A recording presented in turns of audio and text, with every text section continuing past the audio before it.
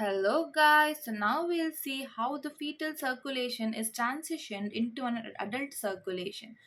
So first what will happen is low resistance placental circulation will be lost following clamping of umbilical cord. So as soon as the baby is born, the umbilical cord will be clamped, so the low resistance placental circulation will be lost. Since this low resistance placental circulation is lost, there's sudden increase in systemic vascular resistance. So since now the systemic vascular resistance is increasing, there's increase in the aortic blood pressure. So here after the umbilical vessels will be clamped, there'll be increase in the aortic resistance and the systemic vascular resistance.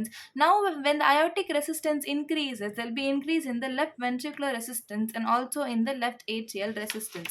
So there'll be increase in the left ventricular systolic pressure and the diastolic pressure. There'll also be increase in the left atrial pressure. So now you have to remember that left atrial pressure is increased in this. So now let's look at what will happen due to loss of placental flow. So due to loss of placental flow, there's sudden reduction of blood flow through the ductus venosus, so it will close off. So now there's loss of placental flow, there's loss of blood flow through this umbilical vein and through this ductus venosus, so this ductus venosus will close off. And now there's decreased volume of blood returning into the right atrium.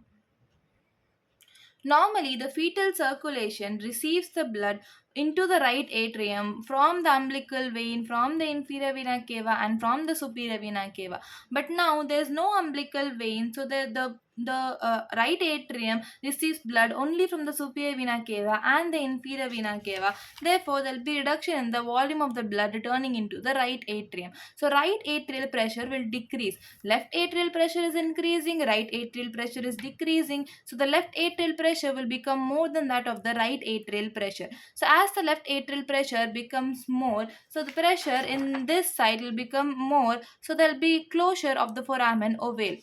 The foramen ovale will first close functionally and then structurally.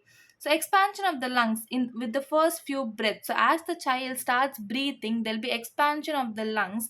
So after expansion, due to expansion, there's decrease in the pulmonary vascular resistance. So as I've discussed already, that pulmonary vascular resistance is high in case of fetal circulation.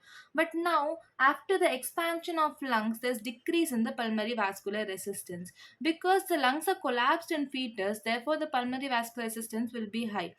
There's increase in the blood flow into the pulmonary trunk and arteries. So since now the resistance is decreasing, the blood flow into the pulmonary trunk and arteries will increase.